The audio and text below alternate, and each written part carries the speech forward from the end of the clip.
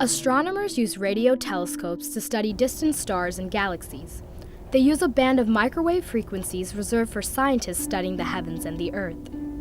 By international treaty, there's no intentional transmissions allowed in this band, so I can't set up a television transmitter, say, and operate here. It's dedicated, set aside for what we call passive use, or in this case, the microwave radiometer listening to the natural signals from the Earth.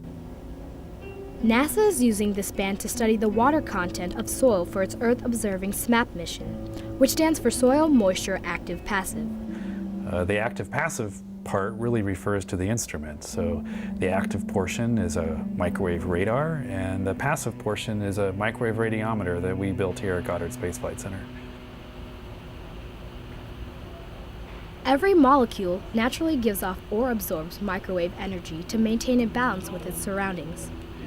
The amount given off by the soil depends on its temperature and its water content. The molecules in the soil with the water, they're bouncing around off of each other and emitting microwaves. And the dry soil lets out a lot of these microwaves, and the wetter soil lets out fewer of these microwaves. The challenge is that the neighboring bands have radars and communication systems, and some of those transmissions can unintentionally leak into our spectrum. So we had to develop dedicated technology for SMAP to try to separate out the natural signals from the Earth and the human-made signals that we don't want. The signals that we want the SMAP radiometer to listen to, they vary slowly in time. They're very broadband, and in fact, what they are is it sounds like if you were to hook up a radio receiver and listen to it yourself, it would sound like noise, just sound like static.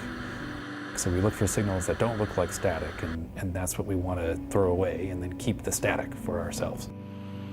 So the team here at Goddard developed specialized hardware and software. It separates out the signals that the radiometer receives in time and frequency, and for every spot on the ground, it looks for outliers, and if it sees those, it just removes them from the measurement and throws away the bad, keeps the good, and produces the data to give us good measurements of soil moisture here today to allow us to improve weather forecasting, drought and flood predictions, and forecast crop yields better.